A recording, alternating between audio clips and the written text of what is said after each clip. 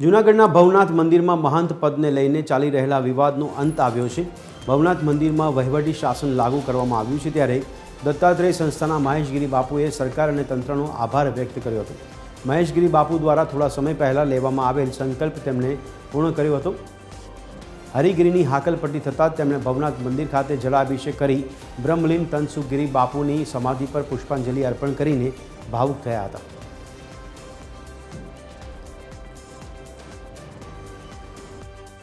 जो सत्य हजी बहार आव्युं नथी। सत्य शा माटे नथी बहार आव्युं?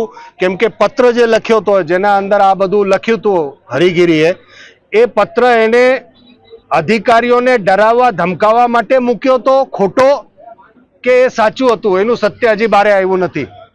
एना माटे सरकारने अरजी करेली छे के एने बराबर चकासो, तपासो अने निर्णय लावो।